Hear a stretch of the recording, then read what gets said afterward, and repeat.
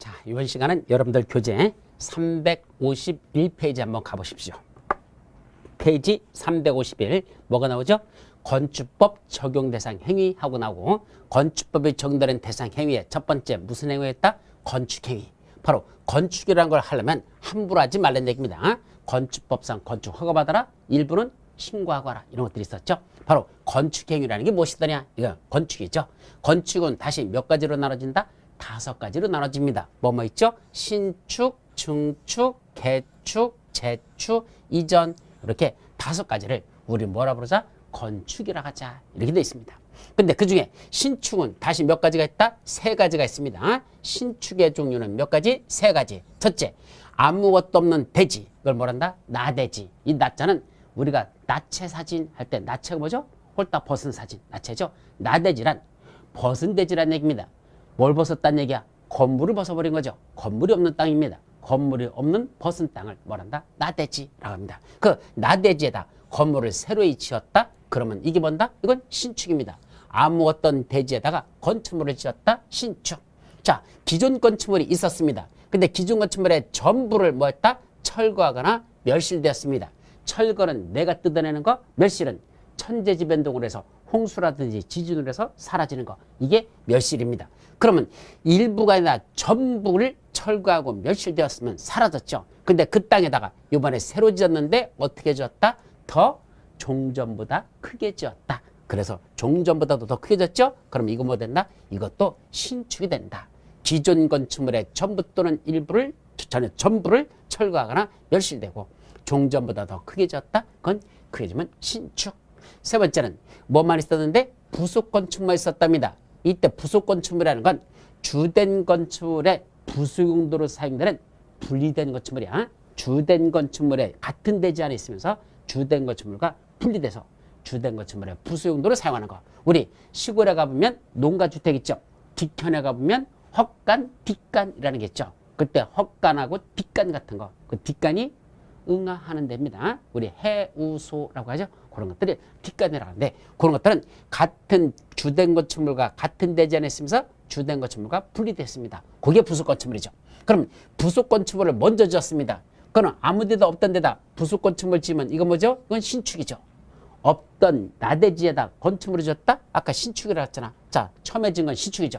근데 그 같은 대지 안에다 뭘 지었습니까? 주된 건축물을 지었습니다.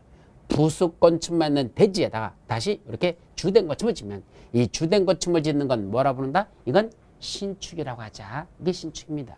반면에 증축은 기존 건축물이 있었는데 기존 건축물에 뭐를 더했습니까? 건축 면적, 연면적, 층수 또는 높이 4가지 중에 한 가지라도 증가하면 이건 뭐가 된다? 증축입니다. 뭐뭐? 건축 면적, 연면적, 층수 또는 높이 4 중에 한 가지만 증가해도 증축이라 그랬죠. 자, 그럼 예를 들면 이게 원래는 증축인데 이 3가지는 예를 들어오는 거지 저것만 증축은 아닙니다. 이건 사례를 들어오는 거다. 이게 증축의 개념은 이거고 이것들은 사례를 들어오는 거다. 첫째는 기존 건축물의 일부만 철거하거나 멸실되었습니다. 자, 지금 이게 4층짜리 건물이 있었는데 위에 2층을 뜯어냈습니다. 그럼 일부만 철거한 거죠? 아까는 전부 철거한데 이건 일부만 철거했죠. 그러고 어떻게 지었습니까? 그 2층짜리 위에다 다시 4계층을 더 올렸습니다. 기존 4층짜리 있던 건축물 중에 2계층을 부셔서 2층으로 해놓고 다시 위에다 4계층을 더 올려서 어떻게 됐다? 종전보다 더 커졌죠. 6층짜리가 됐습니다. 그죠? 그러면 일부만 철거하라 멸실되고 더 크게 지면 이것도 뭐라 부른다? 증축이라고 한다. 전부를 철거하거나 멸실되고 더 크게 지면 그건 신축이라 한다. 요 신축하고 요 증축하고를 혼동하지 않도록 조심합니다. 두 번째, 건축물의 높이는 변동사항이 없어요. 높이는 변동 S, 높이는 변동이 없다. 똑같습니다. 이거나 이거나. 그런데 3계층으로 돼 있던 걸 가운데 1계층을 더 올려서 4계층을 해서 층수가 늘어났습니다. 그럼 층수가 증가해도 증축이라 했잖아. 그래서 이것도 증축입니다. 물론 층수만 증가하는 게 아니라 바닥 면적이 늘어났으니까 옆면적도 늘어납니다. 그래서 그것도 증축이죠. 반면에 기존 건축물이 있었는데 거기다가 옆에다 또 하나의 건물을 새로 짓습니다. 별도로 지면 새로 짓는 건 뭐가 된다? 그것도 증축입니다. 아까 위에는 이거하고 혼동하지 마십시오. 부속 건축물만 있는 데다가 주된 건축물을 지면 이 주된 건축물 행위는 신축의 행위로 본다. 신축이다. 그런데 어떤 건축물이 하나 존재하고 있었고 그 대지 안에 또 하나의 건물을 지면 요거는 뭐가 된다? 증축입니다. 그럼 위하고 어떻게 구분하죠? 밑에 게 원칙입니다. 요게 원칙이야. 그리고 이 위에 게 이게 예외입니다. 원칙과 예외. 즉 어떤 대지 안에 건축물이 있었는데 거기에다 별도로 떨어져서 같은 대지 안에 다른 건물을 짓었다. 대지 안에 다른 건물을 지면 그건 뭐가 된다? 증축입니다. 건축물이 이미 있던 대지에다 또 하나의 건물을 짓었다. 원칙은 뭐다? 증축. 그게 원칙입니다. 그런데 뭐가 있는 데다 뭘 짓었다? 부속 건축물만 있는 대지에다 주된 건물을 지면 그 주된 건물 짓는 행위는 증축이라고 하지 않고 그거는 신축이라고 한다. 그것만 신축을 한다. 그게 예외입니다. 아셨죠? 그렇게 둘을 혼동하지 마시기 바랍니다. 자, 개축이란 기존 건축물이 있었는데 기존 건축물의 전부를 다 뜯어내고 어떻게 됐죠? 종전과 같은 규모 범위 내에서 다시 지었다. 기존 건축물이 있었던 것 전부를 철거하고 어떻게 됐죠? 종전과 같은 규모 범위라고 돼 있어요. 법주문에 보면 여기 됐죠? 종전과 같은 규모의 범위에서 다시 축조한다 그랬죠. 그럼 종전과 같은 규모니까 종전의 이 규모 있죠? 그거와 동일하게 같게 짓거나 규모의 범위 내에서 그랬으니까 종전보다 작게 줘도 된다는 얘기야. 그래서 기존 건축물이 존재하고 있었는데 전부를 철거하고 종전과 같은 규모 범위, 종전과 같거나 작게 지면 이건 뭐가 된다? 개축이라 된다. 이건 개축이 되는 겁니다. 아셨죠? 개축. 반면에 또 하나 있어. 기존 건축물의 일부만 뭐였습니까? 철거했습니다.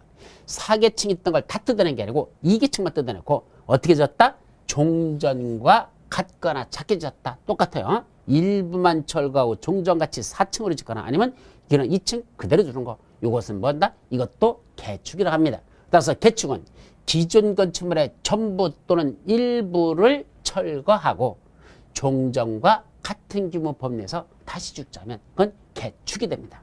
근데 여기서 일부라는 게 기존 건축물에 뭘 철거할 때 일부라고 할까?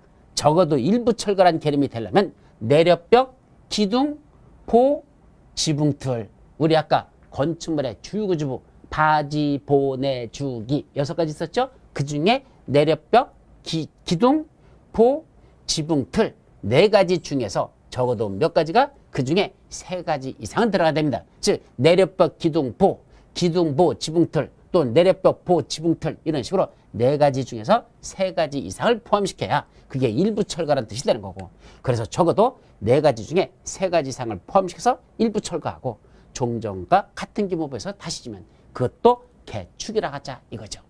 그럼 재축은 뭘까? 개축과 유사합니다. 근데 철거란 말 대신에 무슨 말이 들어간다? 멸실이란 말이 들어가면 됩니다. 그런데 올해 새로 개정되면서 요 재축이라는 개념이 일부 개정됐어요. 그럼 재축이 되기 위해서는 여기 한번 봅니다. 재축이 대해서는 다음의 요건을 모두 갖추어 다시 축조할 때 예, 재축입니다. 자, 건축물이 어떤 뜻으로 천재집이나 그 밖의 채로 뭐 되었다? 멸실된 경우 그랬죠. 이때 멸실이라는 건 내가 뜯어내는 건 철거라고 그랬고 천재지변이나 그 밖에 재로 사라지는 것 이게 멸실입니다. 그럼 그렇게 해서 멸실된 후에 그 대지에다 다음의 요건을 모두 갖춰서 다시 축조했다 했으니까 2가지 요건을 다 갖추라는 얘기야. 첫째는 연면적의 합계는 얼마일 것? 종전의 규모 이하로 됩니다. 종전의 연면적의 합계가 만약에 기존 건축물인데 연면적의 합계 500제곱미터 했다면 재축은 반드시 500제곱미터 이하로만 줘야 됩니다. 같거나 작게 줘야 된다. 그죠? 그때 멸실되고 나서 연면적의 합계가 500제곱미터짜리 건축물이 있었는데 그게 천재지변이나 재해로 멸실됐다? 그러고 다시 짓는데 그때는 종전 규모 이하일 것, 즉 연면적의 합계는 500제곱미터 이하로만 줘야 된다는 얘기입니다. 그 다음에 동수하고 충수하고 높이도 원칙적으로는 종전 규모 이하로 줘야 됩니다.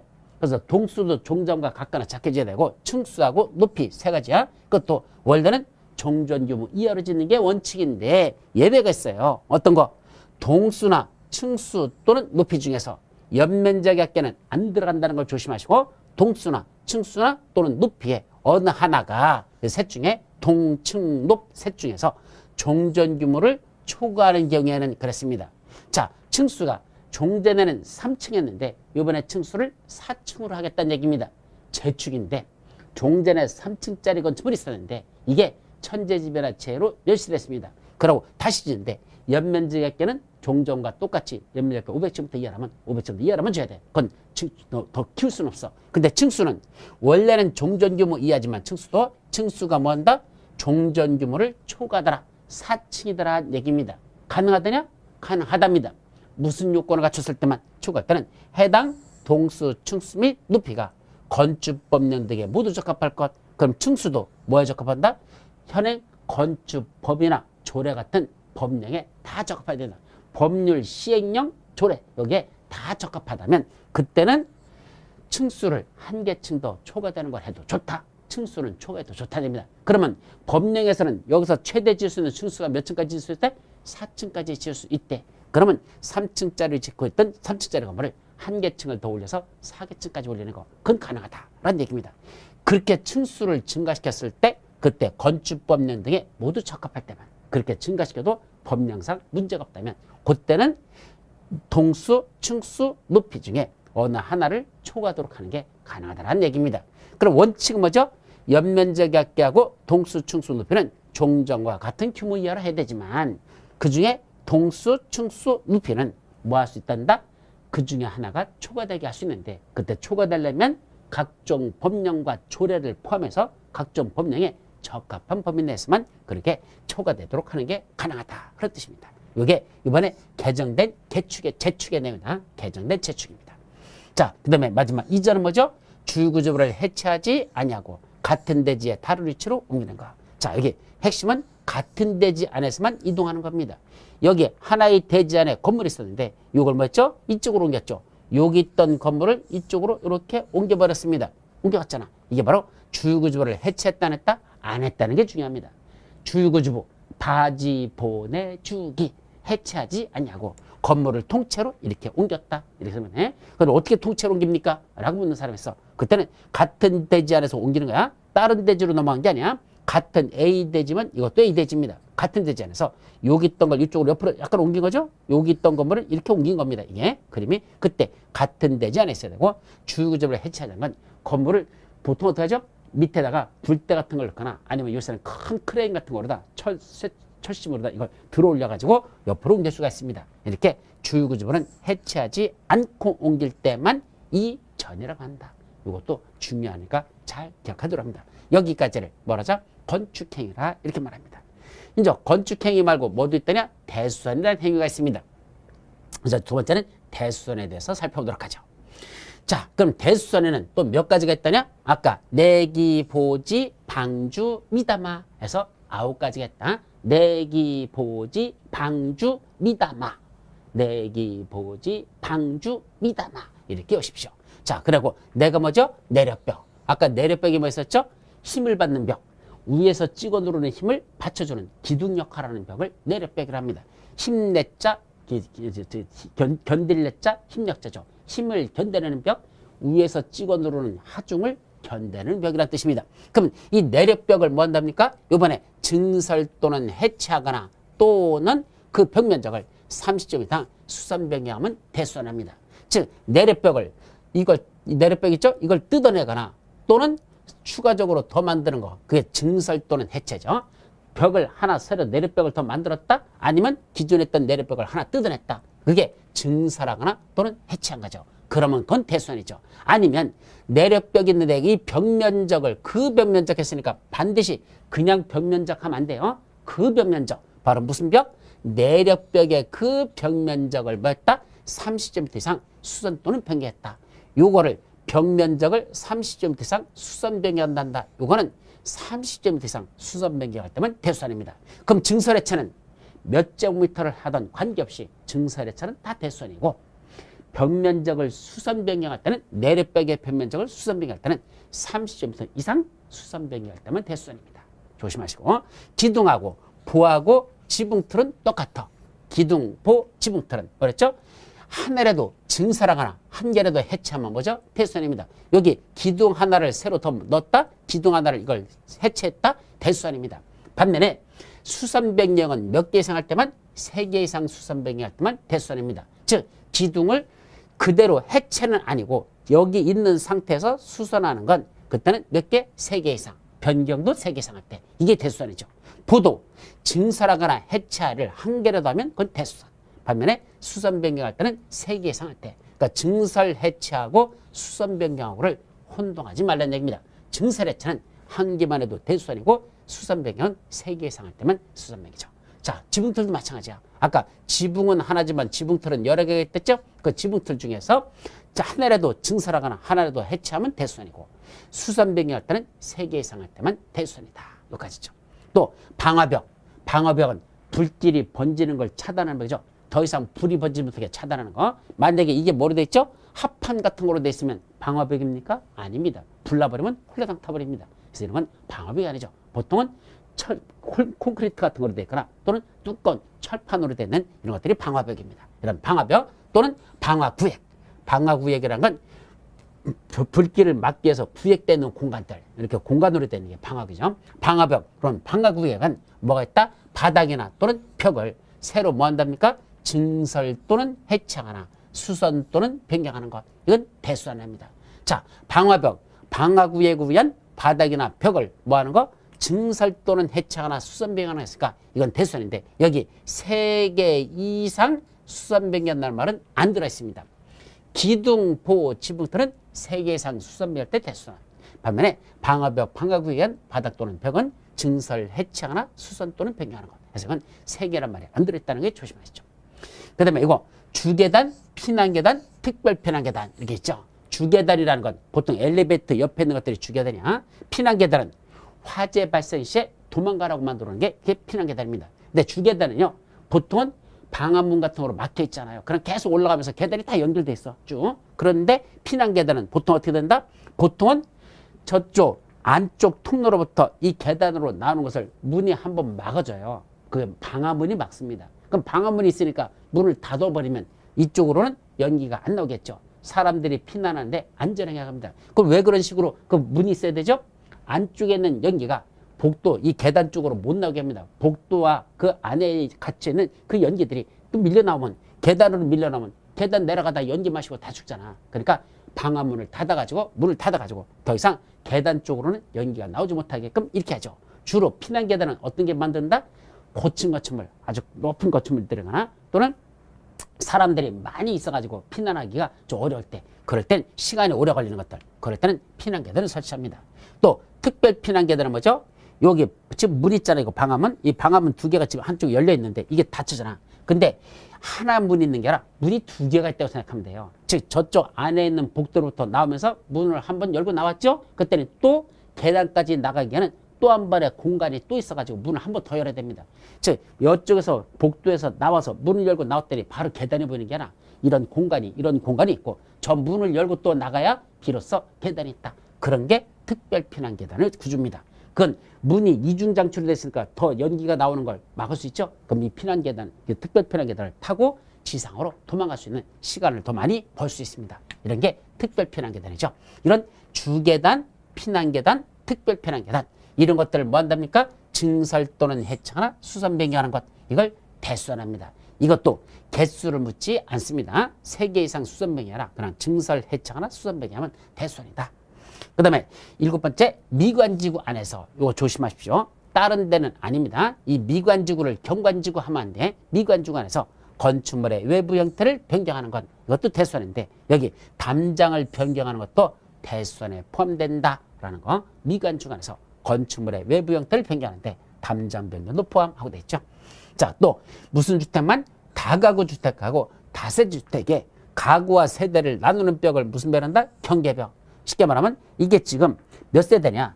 요쪽이 2개의 방이 있는 하나의 세대고 요쪽이 2개의 방이 있는 하나의 세대입니다. 그때 요쪽 세대와 이쪽 세대 또는 이쪽 가구와 이쪽 가구를 나눈 벽, 요 가운데 있는 이게 경계벽이에요. 그래서 이쪽 벽과 이쪽 벽, 즉 니들 집과 우리 집을 가로지르는 가운데 그 통과하는 이 벽을 무슨 벽을 한다? 경계벽.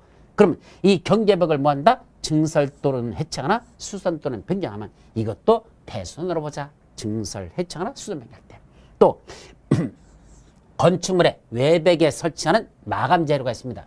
그럼 건축물의 외벽에 사용되는 마감 재료라는 게 뭐죠? 건축물의 미관을 아름답게 하려고 그냥 콘크리트 같은 거로 이렇게 된 벽은 보기가 흉하잖아. 그러니까 거기다 보통 뭘 같은 거 붙이죠? 대리석, 얇게 쓰는 대리석 있죠? 그걸 갖다가 붙여버립니다. 그러면 건물은 사실은 콘크리트 건물인데 대리석 건물 같이 보이잖아. 대리석으로 붙여놨으니까. 그럴듯합니다. 요새는 저도 속았습니다. 대리석을 붙인 줄 알았어. 가서 만져봤더니 퉁퉁합니다. 뭐야? 철판 있죠? 그 철판, 얇은 철판을 갖다 놓고 거기다가 뭐만 한 거야? 대리석분이만 구에다 칠해버린 겁니다.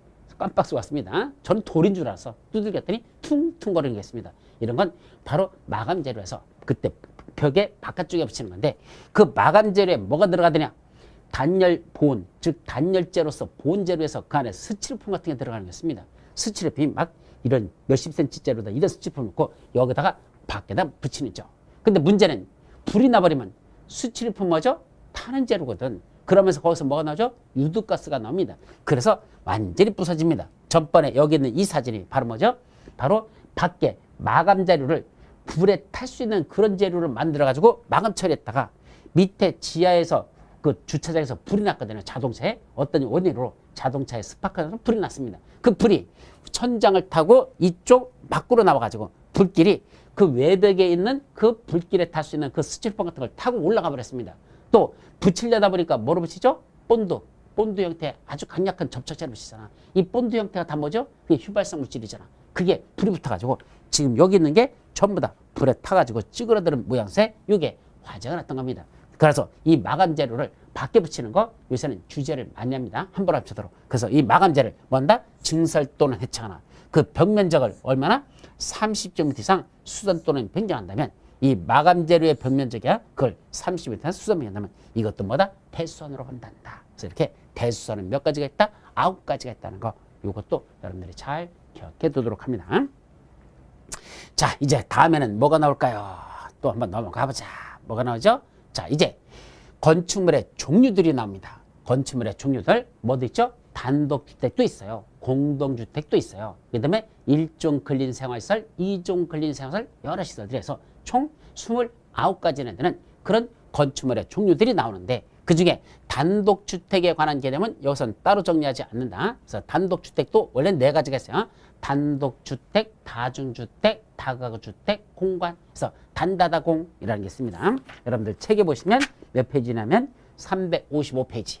355페이지면 건축물의 종류가 나오고 단독주택에는 몇 가지 있다? 4가지. 단독주택, 다중주택, 다가구주택, 공간. 단다다공, 단다다단다다단다다공, 단다다공, 단다다공 4가지가 있다. 반면에 공동주택도 몇 가지가 있다? 4가지. 뭐죠? 아연타기, 아연타기, 아파트, 연립주택, 다세주택, 기숙사. 이걸 뭐라 본다? 이걸 공동주택을 한단다. 그 중에 공동주택하고 단독주택 중에 다가구까지만 정리하도록 합니다. 자, 먼저 아파트라는 건 뭐가 아파트죠? 주택으로 쓰이는 층수가 5개층 이상이면 이거는 아파트라고 부릅니다. 자, 아파트는 주택으로 쓰이는 층수가 몇 개층 이상이다? 5개층 이상이다. 이게 가장 전형적인 아파트죠. 근데 조심할 건 주택으로 쓰는 층수가 5개층 이상이라고 그랬습니다. 그럼 주택으로 쓰지 않는 층도 있을 수 있느냐? 있습니다. 뭐 있죠? 주상복합 건축물을 짓는 것들. 따라서 밑에는 뭐로 짓는다? 상가로 짓습니다. 위에는 주택 형태로 짓고 밑에는 뭐로 짓는다? 상가 형태로 이렇게 짓는 것도 있죠.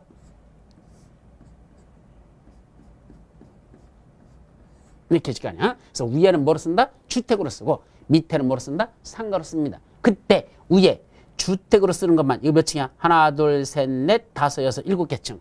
위에 주택으로 쓰는 건 7개층. 그게 5개층 이상이죠? 그럼 이것도 뭐야? 이것도 아파트입니다. 밑에는 2개층은 상가고. 이때 조심할 거. 주택으로 쓰는 층수가 5층이 아니라 5개층이라고 표현합니다. 5층과 5개층의 차이는 뭐죠? 5층 하면 전체 층수를 말하는 겁니다. 근데 개층이란 말이 들어가면 5개층 하면 특정한 용도로 쓰는 층수만 따진 겁니다. 이때 주택으로 쓰는 층수가 5개층 그랬으니까 요 위에 것만 따지는 거지 밑에 상가는 따지지 않는 겁니다. 그래서 주택만 따지니 그게 지금 몇 개층이다? 이걸 7개층이라고 하죠. 7층이 아니라 7개층입니다. 그리고 상가는 2층이 아니라 2개층이라고 표현한다. 아셨죠? 합쳐서 몇 층이다? 9층이라고 있는 겁니다. 아셨죠? 따라서 주택으로 쓰이는 건 7개층, 상가로 쓰는 건 2개층, 합쳐서 9층 건축물. 이렇게 표현한다는 거 용어를 기억해 두도록 합니다. 자, 두 번째, 그 연립주택에 대해서는 뭐한다? 주택으로 쓰는 한 개 동의 바닥면적의 합계가, 자, 주택으로 쓰는 한 개 동의 바닥면적의 합계가 얼마나 된답니까? 그때 660제곱미터를 초과하고, 주택으로서는 한 개 동의 바닥면적이 660제곱미터를 초과하고, 층수는 얼마다? 4계층 이해됩니다. 그때 주택으로 쓰는 층수가 4계층이야. 그래서 여기 하나, 둘, 셋, 넷, 4계층 이하로 만질 때 이게 연립주택이 됩니다. 그래서 주택으로 쓰는 한 개 동의 바닥면적의 합계는 총 660제곱미터를 초과해야 되고, 층수는 4계층이 되면 연립이죠. 반면에 다세대는 주택으로 쓰는 한 개 동의 바닥면적은 660제곱미터 이하입니다. 아까 660을 초과하면은 연립이 되는 거고, 규모가 660 이하가 되면 그건 다세대가 된다 이 소리입니다. 그때 층수도 몇 개층? 주택으로 쓰는 건 4계층이야. 이것도 하나, 둘, 셋, 넷, 4계층 이하는 똑같은데, 연립이나 다세대나 주택으로 쓰는 건 4계층 이하는 똑같은데, 이거는 바닥면적의 합계가 660을 초과하고, 다세대는 바닥면적이 660제곱미터 이하이다 이거죠. 그럼 다세대하고 비슷한 게 뭐죠? 다가구 주택이거든. 둘을 혼동하지 말라는 얘기입니다. 자, 다세대는 공동주택에 속하고, 이 다가구는 단독주택에 속한다 차이입니다. 그럼 다가구가 되기 위해서는 어떤 요건을 갖추죠? 첫째, 주택으로 쓰는 층수가 3계층 이하일 것. 여기 하나, 둘, 셋. 주택으로 쓰는 건 4계층이 아니라 3계층이어야 되고, 그때 한 개 동의 주택으로 쓰는 바닥면적의 합계는 얼마란다? 660제곱미터 이하일 것. 뭐랑 같습니까? 이쪽 하고. 다세대나 다가구나 공통적인 건 주택으로 쓰는 한 개 동의 바닥면적에는 둘 다 660 이하, 660 이하일 것. 둘 다 똑같습니다. 근데 단독주택이지만 세대수는 여러 세대가 쓸 수 있어. 몇 세대? 19세대 이하가 거주할 수 있습니다. 그래서 19세대까지 단독주택만 지을 수 있죠. 그러면 다세대하고 다가구는 이렇게 하면 구분이 될 거 없어요? 안 되는 게 있어요. 자, 조심할 거. 요거. 주택으로 쓰는 게 3계층인데, 이거 3계층이잖아, 지금. 그런데도 이게 뭐 된다? 다세대가 될 수도 있습니다. 다가구가 아니고. 왜 그렇죠? 주택으로 쓰는 게 4계층 이하란 말에는 꼭 4층짜리만 말하는 게 아니고 3계층도 들어가고 2계층도 4계층 이하에 들어가잖아. 이하는 꼭 4계층만 말하는 게 아니죠. 따라서 3계층으로 줘도 됩니다. 이렇게 다세대를요 3계층으로 줘도 돼. 근데 둘 다 공통점 뭐죠? 둘 다 바닥면적 합계는 주택으로 쓰는 게 660m 이하래. 그것도 맞추면 돼. 그러면 주택으로 쓰는 건 3계층으로 줘놓고 바닥면적은 660 이하이고 세대수는 10세대라. 10세대가 있단다. 그러면 다세대일까? 다가구일까? 둘 다 같은 겁니다. 4계층 이하 속에는 3계층도 들어가니까 3계층이 하나 4계층이 하나 3계층은 둘 다 똑같이 양쪽에 다 들어가기 때문에 겉으로는 구분할 수 없습니다. 그때는 어떻게 구분한다? 다세대가 공동주택이고 다가구는 단독주택이니까 여기 소유권이 각각 구분 소유권으로 나눠져 있으면 여기 있는 사람들 있죠? 이 사람들의 각각 소유권이 구분 소유권으로 나눠져 있으면 이거는 다세대가 되는 것이고, 반면에 이 전체를 한 사람이 소유하고 있다면 그때는 다가구가 되는 겁니다.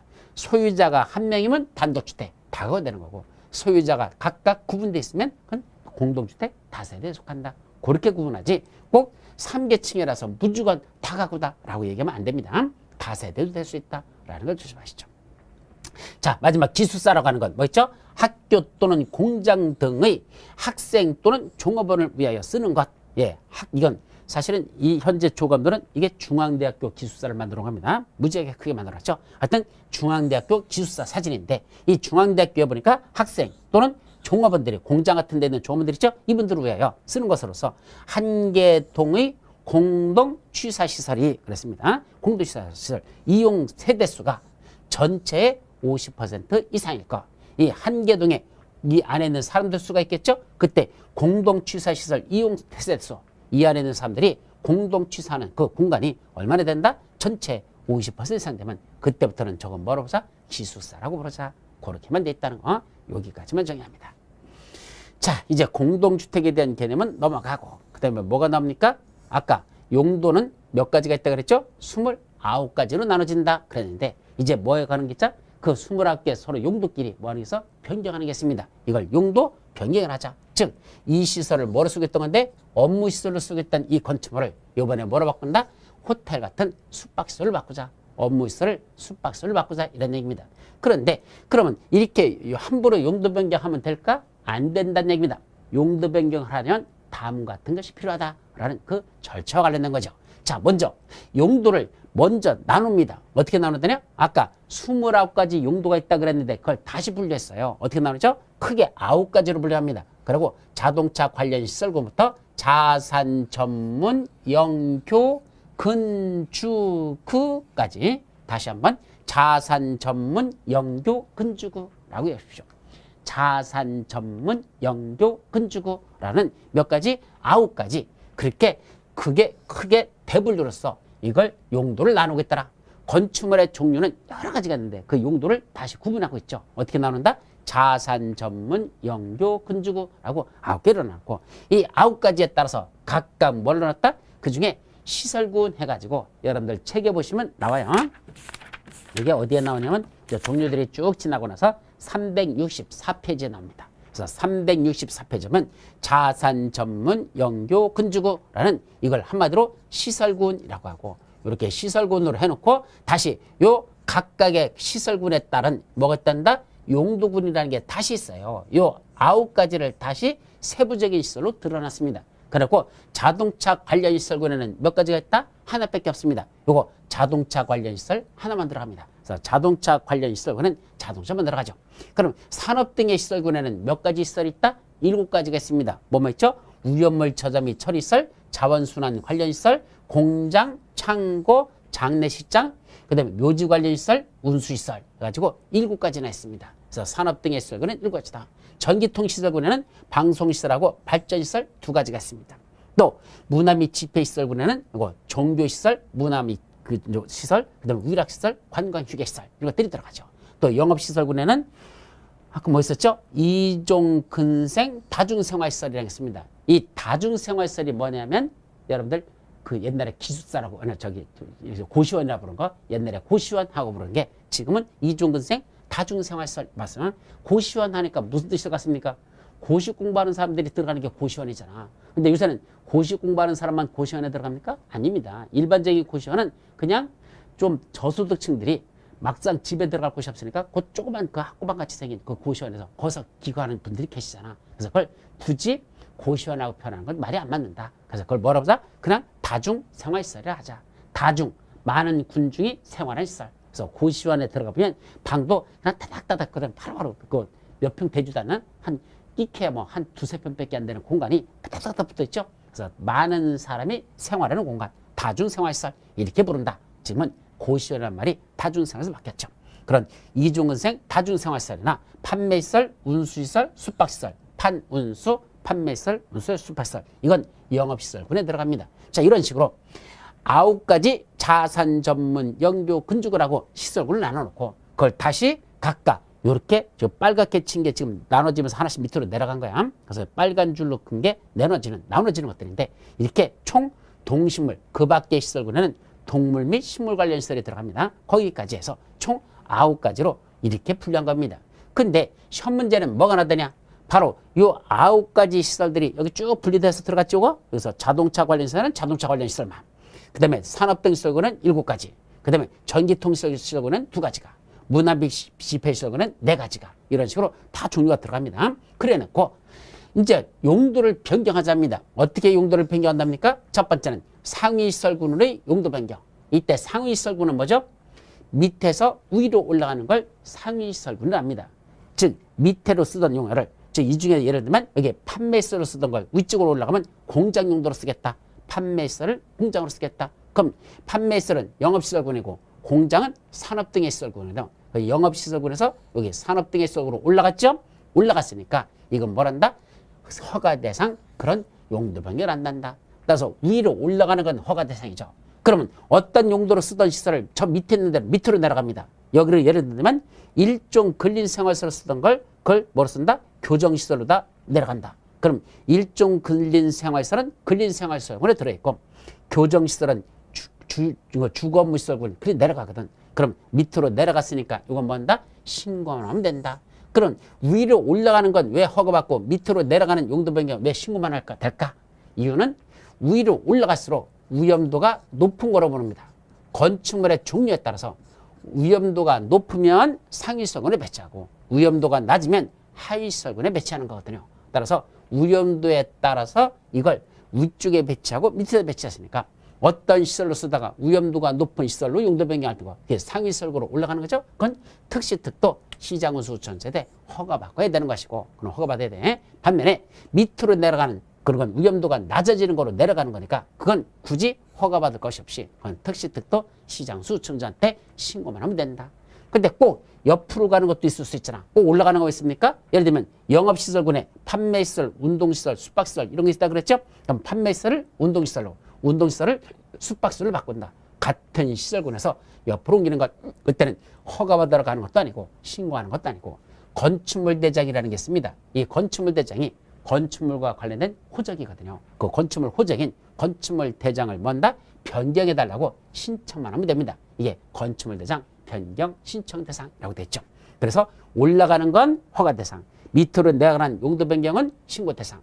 같은 시설군 안에서 영업시설군 속에서 이거 이종 근린 생활시설하고 이종 근생 다중생활시설하고 판매시설, 운동시설, 숙박시설하고 지들 내에서 바꾸는 것들 같은 시설군에서 바꾸는 건 건축물 대장 변경 신청만 하면 된다라고 됐습니다. 자, 근데 이때 올라가는 것 내려가는 이 시설이 시험 문제 납니다. 어떻게 나는지 아십니까?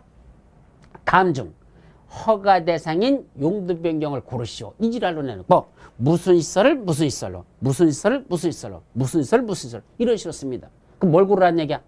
어떤 시설에서 위로 올라가는 시설로 변경하는 거 이게 무슨 대상? 허가 대상이라 했으니까 허가 대상을 고르라는 건 올라가는 용도 변경을 찾아라 이 소리입니다. 그럼 내려가는 걸 찾아라 하면 뭐죠? 그건 신고 대상입니다. 같은 시설에서 옆으로 옮기는 건 건축물 대상 변경 신청하면 된다. 이게 셋으로 갈라진다는 얘기죠. 그래서 요걸 이제 시험 문제를 내려면 뭘 외워야 돼? 이거 9개에 따른 요 종류들을 다 외우셔야 됩니다. 이게 30가지가 되는데 요 30가지를 외워야 되는데 이 30가지가 여기서부터 순서대로 이렇게 분류한 거든. 그 표에 나와 있죠? 몇 페이지? 364페이지 맨 위에는 그 표가 바로 9가지 시설부터는 각각이죠. 그리고 시험 문제가 무슨 시설에서 무슨 시설로 용도 변경한다. 무슨 시설 무슨 문다. 이건 허가받느냐 신고하느냐 건축물 대상 변경 신청하느냐 그게 시험 문제 나거든요. 대단히 자주 나거든요. 외워야 됩니다. 어떻게 온다고? 자, 자동차 관련 시설군에는 하나만 있다 그랬죠? 자동차 관련 시설 하나입니다. 그럼 어떻게 온다? 자동차에 이제 두 번째 위험물과 자원순환 관련 시설을 싣고 공장 안의 창고로 돌진하면 장례 치르고 묘지갈 운수이다. 이걸 보고 한마디로 뭐란다? 이걸 한국형 자살 폭탄 테러 이렇게 말합니다. 왜 이게 한국형 자살 폭탄 테러죠? 자동차에다 뭘만 싣는 게 아니라 중동에서는 폭탄만 실어버립니다. 위험물, 폭탄만 실죠. 근데 우리나라는 뭐 두신다? 거기다 자원순환 관련 시설들, 똥 같은 것도 실어버립니다. 자원순환 관련한 건 우리 폐기물 같은 걸 말해요. 그 다음에 뭐한 것도 분뇨도 우리 몸에서 나간 게 다시 저 식물한테 거름으로 들어가서 다시 우리 입으로 다시 돌아오잖아. 이것도 자원순환입니다. 예? 또 고철 같은 것들, 그거 다시 재생해서 쓰죠? 빈병 같은 거 다시 재생해서 쓰죠? 이런 것들은 전부 다 자원순환 관련 시설이라고 표현합니다. 자, 넘어갔다. 자, 그러면 이때 위험물과 자원순환 관련 시설 한마디로 똥을 실었다는 얘기입니다. 그러면 자동차에다가 폭탄도 싣고 똥도 싣고 어디 갔습니까? 공장 안에 있는 창고로 돌진했습니다. 그 공장 있는데 거기다 위험물하고 폭탄 있죠. 똥 싣고선 가서 달려가서 뭐해서 빵 돌진해서 부딪혀버렸다는 얘기죠. 그러면 폭탄이 터지면서 똥도 사방팔방으로 다 튈 겁니다. 이게 바로 자동차의 위험물과 자원순환 관련 시설을 싣고 공장 안의 창고로 돌진하면 뭐 한다고? 빵 터져가지고 뭐 한다? 돌아가셨을 거 아니야. 사람들이 죽었으니까 장례 치르고 뭐 한다? 돌아가신 분은 묘지로 모시고 갈 운수이더라. 묘지갈 운수이다. 이렇게 해요. 이걸 한국형 자살 폭탄 테러.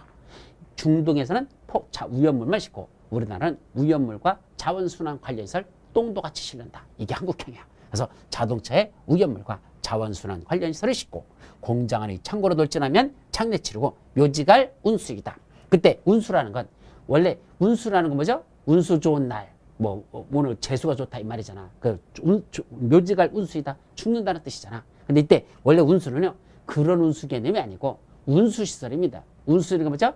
자동차, 차고지 같은 거 이런 것들이 운수 시설일 때 하여튼 그렇게 묘지갈 운수이다라고 보면 되죠.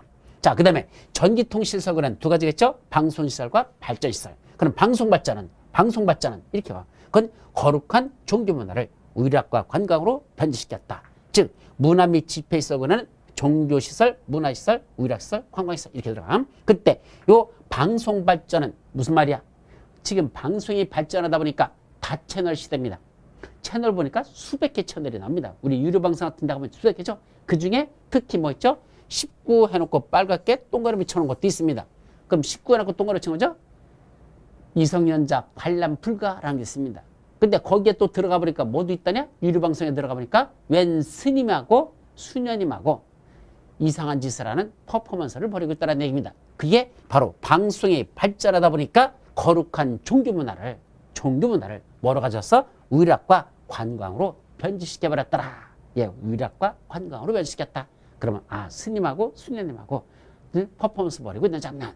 그게 19금에서 나오더라. 이런 거. 그게 바로 방송과 발전이, 방송이 발전하니까 방송 발전은 거룩한 종교 문화를 스님, 수녀님은 종교 문화잖아. 종교 문화를 뭐다? 의락과 관광으로 변질시켰다. 라는 얘기죠. 그 다음에 영업시설군에는 네 가지가 있죠. 이종근생 다중생활시설하고 판매시설, 운동시설, 숙박시설. 이걸 어떻게 한다? 이종근생 다중생활시설에 사는 판운수기가. 자, 이종근생 다중생활시설은 거기 원룸에, 즉 옛날에 고시방에, 그 고시원에 누가 산다는 얘기야? 판운수기라는 여자아이가 산답니다. 왜 여자인 줄 알죠? 숫자 돌림이니까.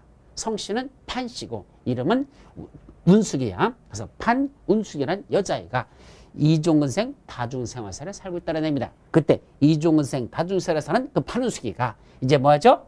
교육 및 복지시설로 내려가. 뭐죠?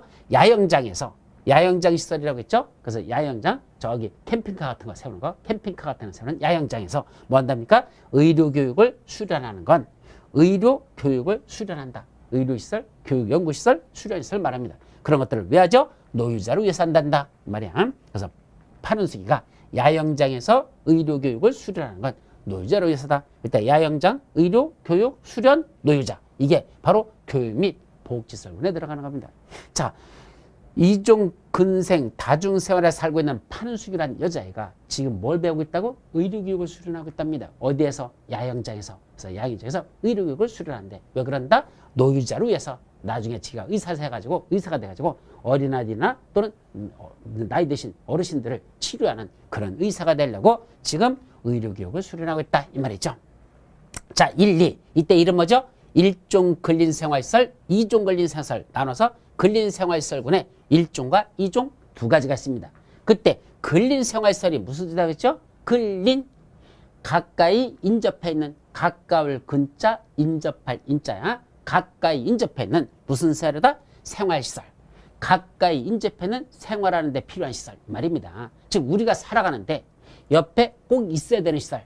그때 꼭 있으면 좋은 건 일종근생이고 있긴 있어야 되는데 좁게 없어도 되는 건 이종근생 이런 뜻입니다. 그래서 일종근생은 꼭 옆에 있어야 되는 것들. 이종근생은 있긴 있어야 되지만 일종보다는 조금 덜한 것들. 그런 건 이종근생이죠. 어쨌든 1종, 2종 근린생활시설을 묶어서 근린생활시설이죠. 1, 2. 이는 무슨 뜻이죠? 1은 단독. 2는 뭐죠? 공동이라는 개념이죠. 1, 단독, 2, 공동. 이런 뜻이잖아. 그때 단독주택, 공동주택에 나가는 거야. 그래서 1, 2. 즉 단독, 공동으로 하는 교정 업무는 자 1, 2 또는 1, 2가 뭐죠? 단독, 공동하는 교정 업무는 뭘 고치는 업무가 교정 업무잖아. 원래 교정 및 군사시설이거든요. 그럼 교정 및 군사시설이니까 교정이 뭐죠? 교도소, 깜빵을 말합니다.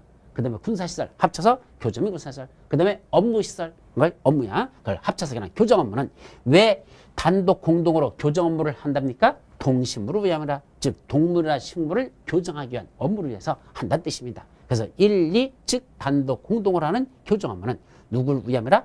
동식물을 위해서 그런 교정 업무를 한단다. 이렇게 보시면 되죠. 그래서 다시 한번 자동차에 위험물과 자원순환 관련 시설을 싣고 공장 안의 창고로 돌진하면 장례 치르고 묘지갈 운수이다. 방송 발전은 거룩한 종교 문화를 의락과 관광으로 변질시켰다. 이종근생 다중생활시설에 사는 판운숙이라는 여자아이가 야영장에서 의료교육을 수련하는 것 노유자를 위해서다. 1, 2, 즉 단독 공동으로 하는 교정 업무는 동식물을 위함이라 라고 애워둬야 나중에 올라가는 용도 변경인지 내려가는 용도 변경인지 이걸 찾으려면 여기서부터 찾는 수밖에 없더라라는 거. 그래야 시험 문제를 허가 대상인지 신고 대상인지 건축물 대상, 변경 시점 대상을 찾을 수가 있습니다. 아셨죠? 자, 어려웠지만 외워두는 게 신상에 유리하다라고 말씀드리죠. 자, 근데 문제는 뭐죠? 이때 허가 대상 또는 신고 대상 용도 변경 중에서 아까 옆으로 가는 건 그게 아니고 건축물 대상 변경 신청만 된다 했죠. 근데 건축물 대상 변경 신청 안 해도 되는 게 있어요. 변경 신청 안 해도 되는 거 어떤 거죠? 같은 호에 속하는 건축물 상호간에는 용도 변경하는 거 건축물 대상 변경 신청 안 해도 된다로 됐습니다. 자, 예를 들면 여기 뭐가 있었죠? 여기 위락과 관광으로 해서 관광시설이죠. 이게 관광휴게시설이거든요. 그래서 관광휴게시설하고 되어 있습니다. 그럼 관광휴게시설에 들어가 보면 또 몇 가지로 나눠져요. 이 중에 야외음악당, 야외극장, 어린이회관 이런 것들이 여기 들어있습니다. 그럼 야외음악당으로 쓰고 있던 시설을 이번에 야외극장으로 바꾼답니다. 그건 같은 요 관광휴게시설 안에서 또 바꾸는 거거든요. 자, 그건 여러분들이 책을 보시는 게 더 빠를 겁니다. 몇 페이지? 여러분들 책 363페이지 한번 보십시오. 기본서 363페이지 보시면 27번에 관광휴게시설이라고 나오잖아. 거기 야외음악당, 야외극장, 어린이관, 관망탑, 휴게소 이런 걸 관광휴게시설입니다. 그러면 관광시설 속에 들어있는 곳 내에서 지들끼리 바꾸는 거 이렇게 거기는 가나, 다라, 마파 지들끼리 바꾸는 걸 뭐란다? 같은 호 안에 속하는 건축물 상호간에 용도 변경이 된다 이 말입니다. 그게 같은 호에 있는 거죠. 그럼 그 속에 있는 가나다라 마끼리 지들끼리 바꾸는 건 뭐 할 필요가 없다? 건축물 대상 변경 신청해야 된다? 안 해야 된다? 그거는 안 해야 된다는 얘기입니다. 또 1종 근린생활시설과 2종 근린생활시설 상호간에 바꾸는 거. 아까 1종, 2종 있었죠? 1종 근생을 2종 근생으로, 2종 근생을 1종 근생으로 바꾸는 게 근린생활시설 상호간의 용도 변경. 이거는 건축물 대상 변경 신청 안 해도 된다. 요거까지 오셔야 됩니다. 자, 그리고 마지막으로서 요거 허가 대상 또는 신고 대상인 용도 변경인데 올라가는 것 또는 내려가는 게 허가 대상, 신고 대상이요. 그때 용도 변경하려는 부분에 바닥 면적의 합계가 얼마가 된다? 100제곱미터 해당된다면 올라가는 허가 대상 용도 변경 또는 내려가는 신고 대상 용도 변경 이게 용도 변경하는 바닥 면적의 합계가 얼마나 된다? 100제곱미터 이상 된다면 그때는 용도 변경 다 끝내놓고 건축물 맘대로 쓰지 말래. 뭐 받아랍니까? 사용 승인에 관한 규정을 준용한다. 사용 승인을 받아라 한 얘기입니다. 사용 승인 바꿔 써야지. 그냥 쓰지 말랍니다. 또 있어요. 뭐만? 이제는 신고는 빼고 허가 대상 화살표를 잡으세요. 이건 화살표가 두 군데로 갔는데 이건 한 군데만 가. 즉 허가 대상인 용도 변경으로서 그 용도 변경하려는 부분에 바닥 면적이 이제 얼마 된다? 500제곱미터 이상 된다면 100이 아니고 500 이상 된다면 이거는 신고 대상은 빠지고 허가 대상에서만 바닥 면적이 500제곱미터 이상 용도 변경한다면 그때 그 용도 변경하기 위한 설계도면을 그려야 되는데 그건 누가 설계한다? 건축사가 설계됩니다. 그게 건축물의 설계에 관한 규정을 준용한다라고 하는데 건축물 설계에 관한 규정은 바로 건축사가 설계한다는 뜻이다. 예, 여기까지만 여러분들이 기억하는 거 이게 바로 뭐에 관한 거? 용도 변경과 관련된 내용이 되겠습니다. 자, 그래놓고 이제 다음에는 이제 건축물 건축형하는 거로 들어갑니다. 그래서 여기까지가 지난 요까지 본 게 바로 뭐죠? 건축법 제일 앞에 나오는 서로 부분에 관한 것 중에 중요한 것만 살펴본 겁니다. 여기까지 끝나고 이제 본론 내용에서 제일 먼저 뭐가 나오죠? 건축물 건축에 관한 걸 살펴보자. 그래서 건축과 관련된 중요한 내용들을 살펴보도록 합니다. 그건 다음 시간부터 보도록 하죠. 잠시 쉬었다 들어가.